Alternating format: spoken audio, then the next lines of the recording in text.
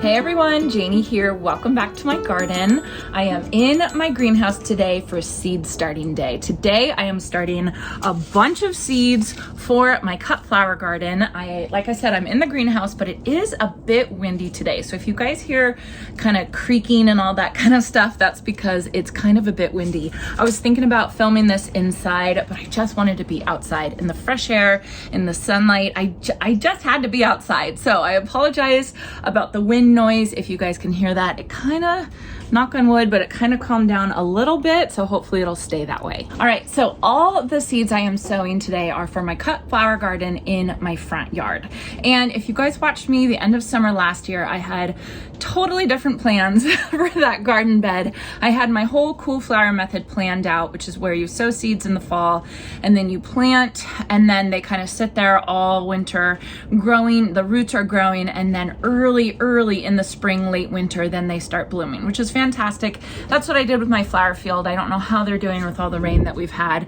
But that whole plan for my cut flower garden kind of got put on the back burner because I had my neighbor who is an agronomist, a soil scientist, come over, and he tested the soil in the cut flower garden because I was having trouble specifically with my sunflowers back there, or in front there.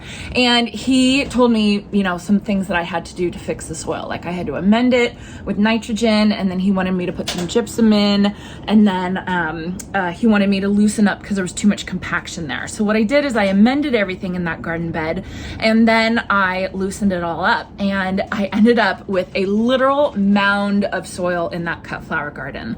And so it kind of just was bothering me. I didn't like it. I didn't like how it looked, and I knew I needed to change it. So what I decided to do is I decided to postpone or scratch my cool flower method for my cut flower garden this year and just do regular seed sowing, which is what I'm doing today. And then we took the time and we built those raised beds. We did it just last week and it looks gorgeous. I love it so much. I am so happy with how it turned out. I just think it looks absolutely beautiful. So instead of my whole plans for cool flowers in the cut flower garden, what I am planning to do this year is I am planning to do a cut and come again garden. If you all are familiar with cut and come again cut flowers, so there's cut flowers where you can cut once and then it's done. Then the flower's done, or the plant is done, and you basically have to take it out and plant a new plant to get blooms. But there are varieties of cut flowers that are all called cut and come again flowers, like zinnias is a really good example of that, where the more you cut it, the more it's going to send out more blooms, and the more bang for your buck that you get from that plant. So what I'm planning to do this year, since I kind of had to start late, is I thought I would try a cut and come again cut flower garden. So I'm only going to plant once, which is totally different than what I did last year. Last year I did succession planting, where I did early spring plants, early spring cut flowers, summer cut flowers, and then late summer cut flowers. And it didn't work as well as I wanted it to. I think that it was like they all grew and they all did well, and they were all blooming by the time they were supposed to bloom, but it was like one bloom or two blooms, and then it was basically time for me to put the new thing in. So, you know, it's kind of just a hard thing because I have such a small space in like my actual property. I'm trying to fit as much as possible into the small space that I have. So I'm just trying to figure it out and see how I can get the biggest bang for my buck with the small space that I have. So this year I'm going to try the cut and come again method.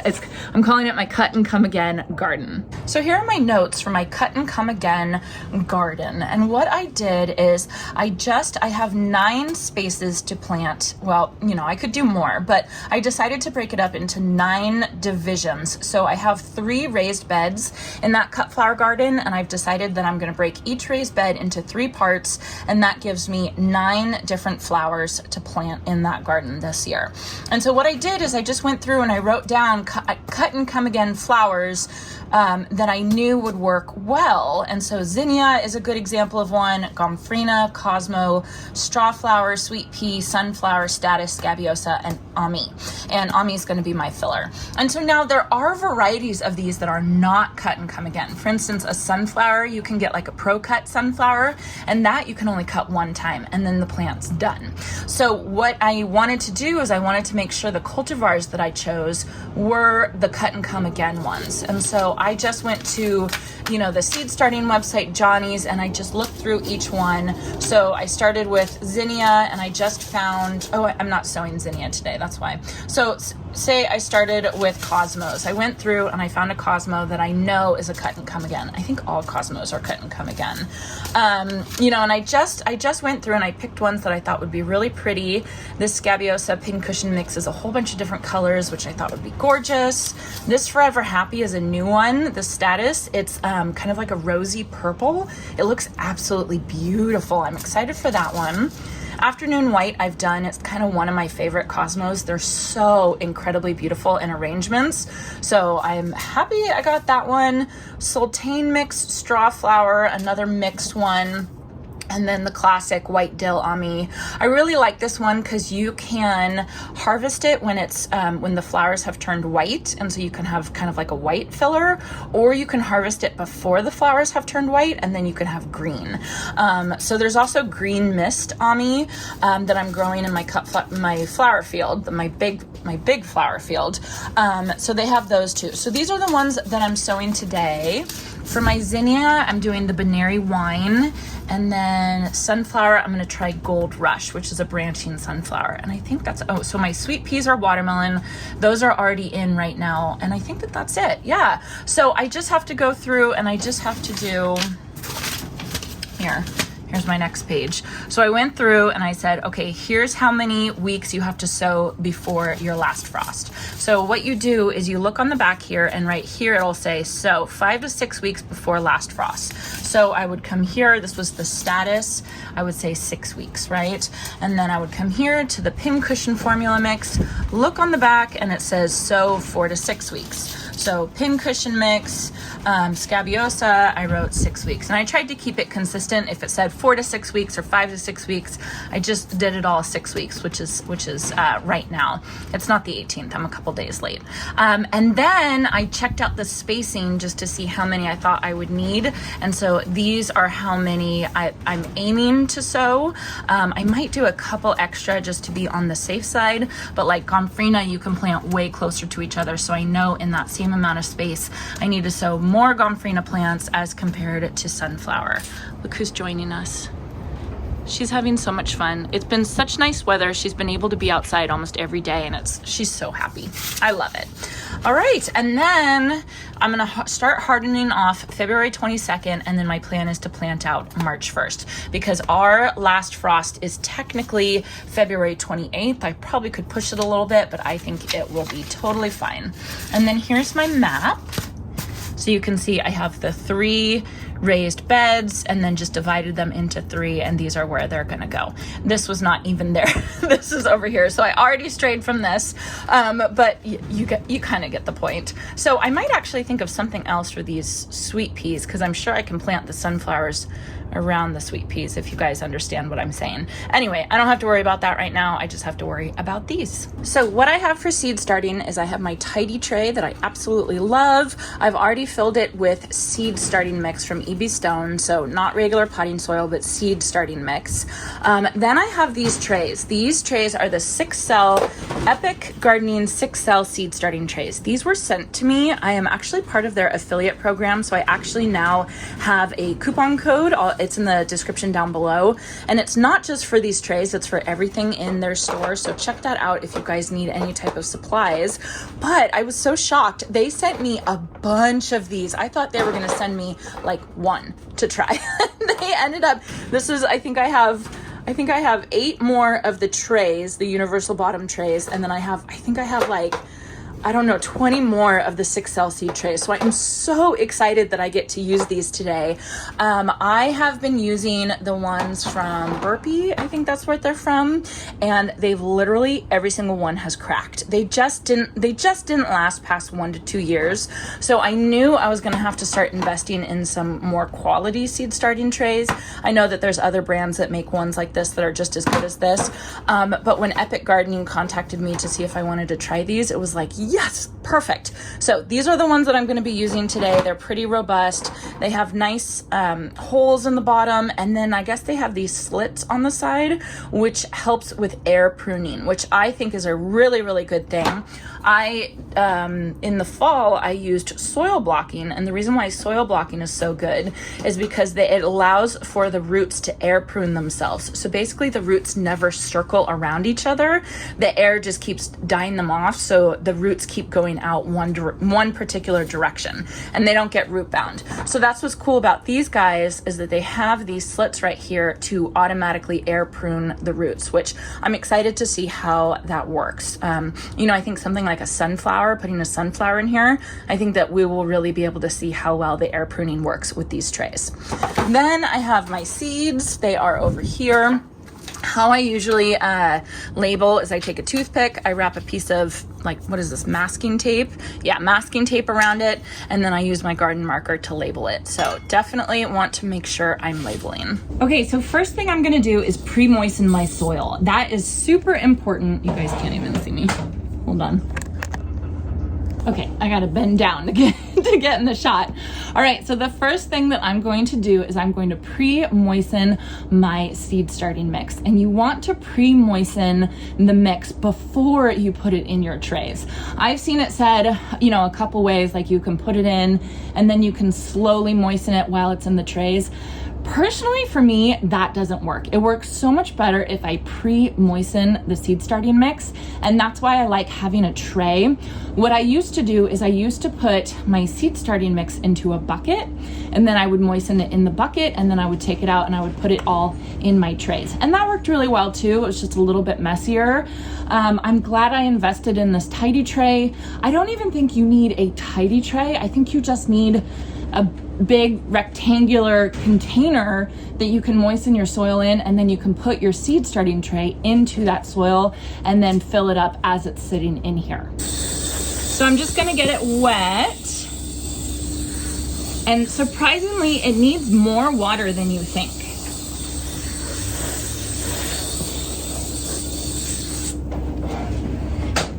Okay, then I'll mix it all up.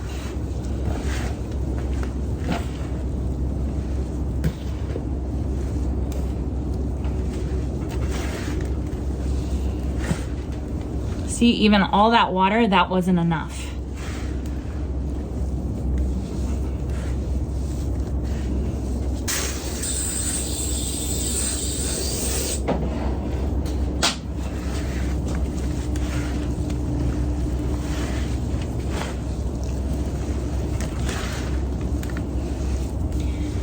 So what they say is you want your soil, your seed starting mix, to feel like the consistency of a wrung out sponge. So if you squeeze it, you want it to feel like a sponge that you've already squeezed all the water out. So I would say that's pretty good.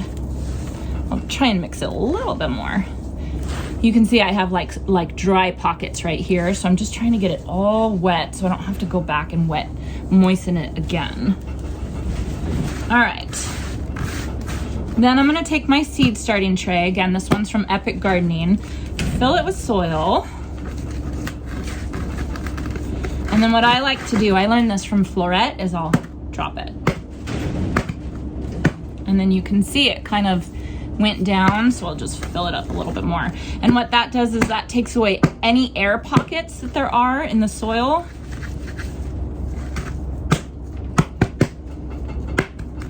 There we go.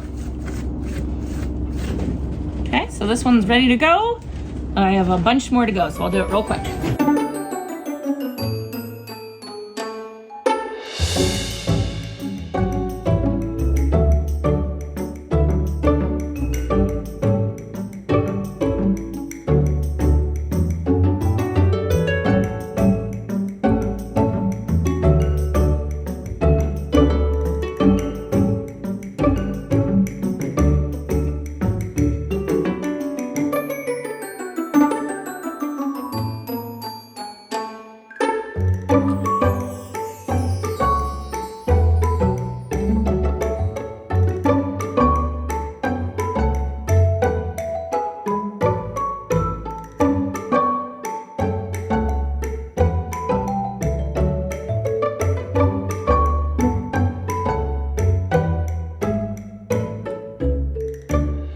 so I'm gonna get started with my white dill ami. And this one, you want to, it says make 2 to 3 successive sowings. I don't think I'm gonna do that.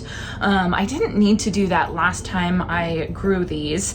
It does say, let's see, it says cover the seed lightly. So I think almost all of my seeds that I'm sowing today, you want to either leave them open because light helps germinate them, or you want to only cover them lightly. So I think what I'm going to do, just to make my life easy, is I'm just going to put all of the seeds on top, and then I'm going to go get my vermiculite. I have some fine vermiculite, and I'm just going to sprinkle that all on top, and then piece of cake, easy. It should take me 2 seconds. So let's get started with the ami. I already have 6 cell tray, and then I'll do 2 more.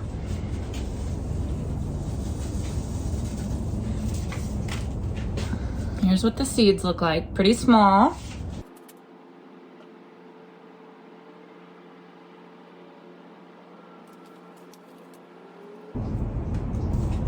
All right, ami's done.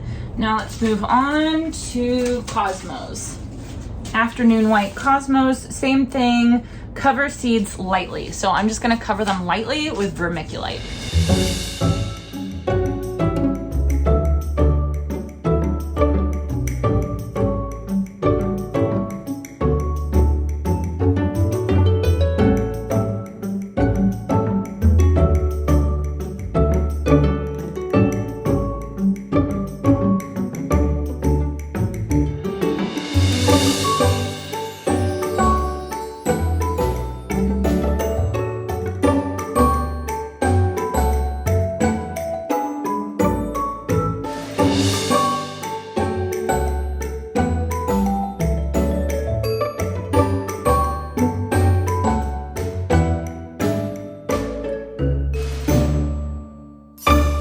Okay, I am actually back inside in my closet slash office slash seed starting room. So this tiny little room. So it's kind of hard to fit the camera tripod in here, but we'll make it work. So I don't know what I was thinking. It's super windy outside, and I was going to put fine vermiculite on top of these seed cells, and that doesn't make any sense. So I brought them in here. They're on my seed starting shelf. I got these from Walmart a couple years ago. I did link some other shop lights or grow lights off Amazon if you guys are kind of confused about what kind to get. I often get questions about this seed starting shelf because it's white and it's pretty. I got it from IKEA a long time ago, so you can't get them anymore, unfortunately. But there's other ones, you know, that you can find that are pretty similar, but you can't get this one anymore. I think Jason and I bought this when my oldest daughter Sadie was a baby, and this was our storage for the garage, was these tiny little shelves. We got it from IKEA for like $20. So times have changed over 10 years, 9.5 years.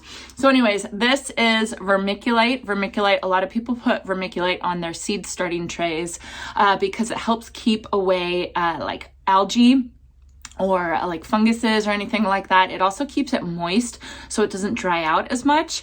I think it's just really good because you can do a fine layer of it. So whenever I have a seed that says it needs light to germinate, I usually will put the seed on top of the seed starting mix, and then I will sprinkle some vermiculite on because that will keep that seed moist, right? But it will still allow light through so that the seed can germinate, because some seeds need to be totally covered for germination.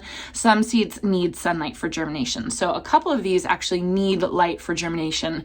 So that's why the vermiculite is a good idea. And then I bought just the regular kind of vermiculite, and I don't like that kind. It's too bulky, I guess you could say. So I actually blended this up in my blender, but then my mom told me that you can actually buy fine vermiculite so you don't have to blend it up yourself. But if you do already have vermiculite, it's very easy to blend up in your blender. It makes a little bit of a mess, but it's not too bad. So all I'm going to do is I'm going to just dust this, like sprinkle it on top of my cell trays.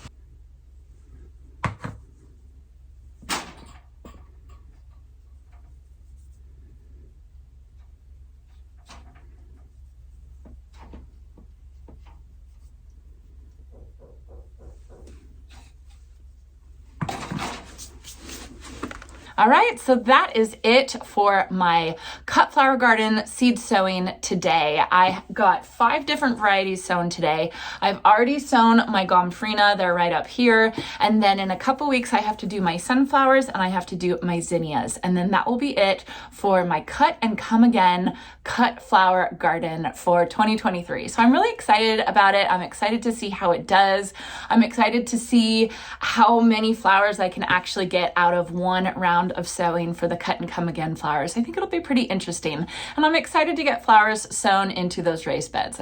I'm so excited about them. I just think they're beautiful. So let me know if you all have any questions. Thank you again to Epic Gardening for sending me out these awesome 6-cell trays. I think they're going to last me forever, which I absolutely love. And then these universal bottom trays, which are fantastic as well. So if you guys want to check them out, there's a link in the description down below. And then there's also a discount code for all of you. So thank you to them. Thank you all for watching. And I hope you all have a chance to get into your garden today.